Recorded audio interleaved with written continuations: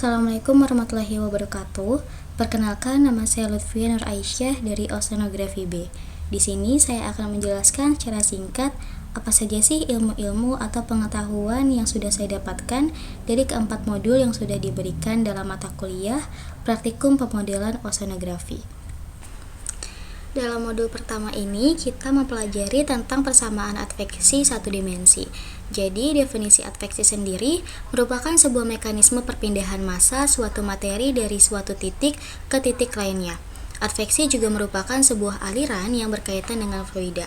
Untuk rumus persamaan adveksi satu dimensi sendiri, yaitu konsentrasi per waktu sama dengan kecepatan dikali konsentrasi per arah sumbu horizontal. Dalam modul ini kita juga mempelajari mengenai metode pendekatan dalam pemodelan numerik yang dibagi menjadi dua, yaitu ada metode pendekatan eksplisit dan juga metode pendekatan implisit. Nah, kedua metode ini mempunyai beberapa perbedaan, yaitu seperti kalau misalnya untuk metode eksplisit, dia itu terdapat stabilitas hitungan, penyelesaian lebih mudah, namun simulasinya lebih lama. Kalau untuk metode implisit, tidak terdapat stabilitas hitungan, penyelesaiannya lebih rumit, namun simulasinya lebih cepat. Di dalam modul ini kita juga mempelajari tentang metode pendekatan eksplisit yang dibedakan menjadi tiga, yaitu ada FTCS, leapfrog, dan juga upstream. Penjelasan mengenai tiga pendekatan eksplisit, yang pertama kita akan membahas mengenai FCTS atau Forward Time Central Space. Nah, FCTS ini sendiri merupakan gabungan dari pendekatan beda hingga, yakni turunan pertama terhadap waktu dengan beda maju dan turunan kedua terhadap ruang dengan beda tengah, sehingga solusi FTCS termasuk ke dalam solusi-solusi stabil bersyarat dengan syarat kestabilan dengan skema sebagai berikut, di mana I sama dengan indeks ruang, N sama dengan indeks waktu, dan U sama dengan kecepatan aliran yang dianggap konstan terhadap ruang dan waktu. Nah, untuk rumusnya sendiri, rumus FCTS ini adalah delta T per delta X kurang dari sama dengan setengah. Selanjutnya ada leapfrog. Nah, leapfrog ini merupakan perluasan dari metode beda tengah atau central difference terhadap ruang dan waktu. Jadi, waktu saat ini. Menurut Roth 2017, skema leapfrog ini didapatkan dari turunan dari daerah Taylor. Nah, skema ini dianggap sebagai skema yang konsisten. Nah, leapfrog ini juga akan dianggap konsisten apabila nilai C kurang dari sama dengan 1. Dengan nilai C adalah sebagai berikut. Jadi, C-nya leapfrog ini sama aja kayak FCTS tadi, yaitu delta T per delta X, namun bedanya di U-nya. Nah, untuk contoh gambar leapfrog satu arah, ini sudah saya cantumkan di PPT sebagai berikut ya teman-teman. Selanjutnya atau yang terakhir ada upstream. Nah, upstream ini merupakan skema yang digunakan untuk melengkapi ketidaksempurnaan dari metode leapfrog karena nilai konsentrasi dalam komputer menjadi negatif walaupun konsentrasinya positif. Untuk itu, metode upstream ini dibuat untuk model positif dari konsentrasi di alam yang merujuk kepada lautan. Sekarang kita beralih ke modul 2 yang membahas mengenai difusi. Jadi, apa sih persamaan difusi ini? Nah, persamaan difusi merupakan persamaan diferensial parsial yang menggambarkan dinamika kepadaran bahan menjadi difusi. Persamaan ini memiliki arti fisis perubahan konsentrasi terhadap waktu dan ruang akibat gradien konsentrasi. Nah, selanjutnya, kenapa sih difusi itu terjadi? Karena difusi merupakan proses transport massa karena adanya sebuah gradien konsentrasi yang berbeda, di mana akan bergerak dari konsentrasi yang lebih tinggi menuju konsentrasi yang lebih rendah. Nah, mengingat definisi adveksi yaitu pengangkutan zat dengan gerakan massal, maka dapat kita simpulkan bahwa perbedaan dari adveksi dan difusi yaitu kalau adveksi lebih dari satu titik, sedangkan difusi itu hanya satu titik saja. Nah, contoh difusi itu seperti gula yang dimasukkan ke dalam teh tawar. Nah, gula itu akan larut dan membuat teh tawar itu terasa lebih manis. Selain itu, contoh lain dari difusi yaitu seperti kita menjatuhkan pewarna makanan ke dalam secangkir air. Nah, pewarna itu akan mengubah warna seluruh pelarut atau air. Kalau untuk contoh adveksi sendiri, yaitu saat terjadinya perbedaan kemampuan penyerapan panas dan pelepasan panas di lautan dan juga di daratan. Lalu, mengapa sih kita memakai metode eksplisit di dalam perhitungan difusi?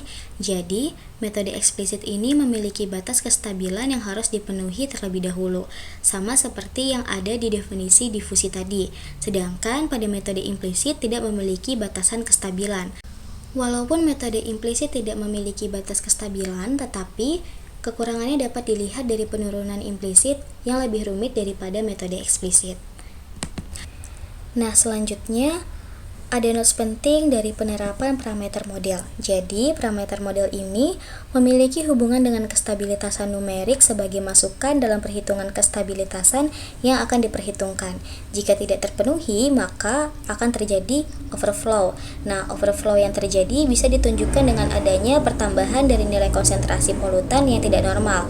Jadi, pemodelan kalian tetap berjalan, tetapi yang ditunjukkan dari hasil kalian itu tidak jelas. Nah, selanjutnya kita memasuki modul 3. Dalam modul 3 ini kita lebih banyak ditunjukkan mengenai beberapa ilustrasi. Pertama yaitu ada ilustrasi difusi, di mana untuk ilustrasi difusi yang tepat yaitu kita akan mendapati perpindahan dari konsentrasi tinggi ke konsentrasi yang lebih rendah. Selanjutnya ada ilustrasi adveksi dan difusi satu dimensi. Nah, untuk ilustrasi adveksi dan difusi ini, kita akan mendapatkan sebuah perubahan konsentrasi dari adveksi dan difusi yang di dalam ilustrasi tersebut menunjukkan bahwa dia akan meluruh berpindah dari konsentrasi tinggi ke konsentrasi yang lebih rendah dan juga berpindah arah ke kanan dan juga ke kiri sesuai dengan aliran fluida.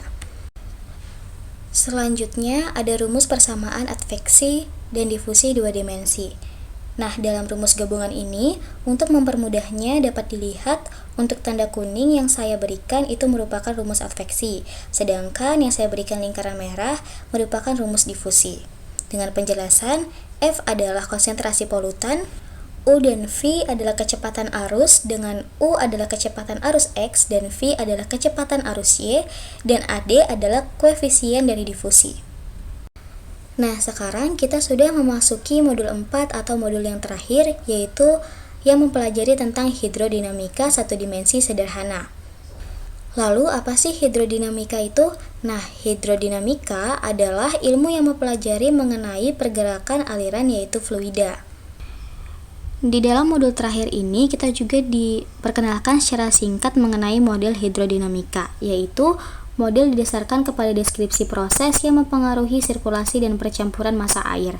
Pembangunannya adalah hukum konservasi massa atau kontinuitas dan hukum momentum, menyimulasikan variasi tinggi muka air laut dan aliran arus yang dibangkitkan oleh beberapa parameter seperti pasut, angin, gelombang, dan debit.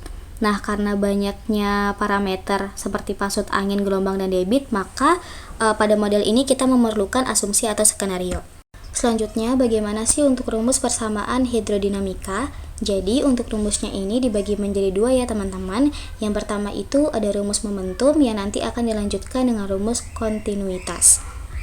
Nah, untuk yang rumus pertama yaitu rumus momentum yang udah saya cantumkan di PPT ya teman-teman. Jadi, yang saya berikan tanda hijau itu adalah pergerakan air terhadap waktu, dan yang saya berikan lingkaran kuning atau tanda kuning adalah pergerakan air secara lateral. Nah, untuk notes-nya, sigma Fx itu merupakan gaya atau resultan yang bekerja. Nah, biasanya yang ada di dalam Fx ini itu seperti gaya tekanan hidrostatik, gaya gesekan terhadap dasar, gaya difusi turbulen, gaya gelombang, dan masih banyak lagi.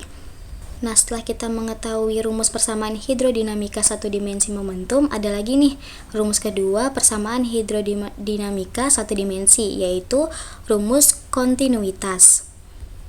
Nah, rumus untuk kontinuitas ini dapat kalian lihat sendiri karena sudah saya cantumkan di PPT. Baik, mungkin itu saja yang dapat saya sampaikan dari ringkasan materi modul-modul dalam mata kuliah praktikum pemodelan oceanografi yang sudah diberikan. Kurang lebihnya saya mohon maaf. Wassalamualaikum warahmatullahi wabarakatuh.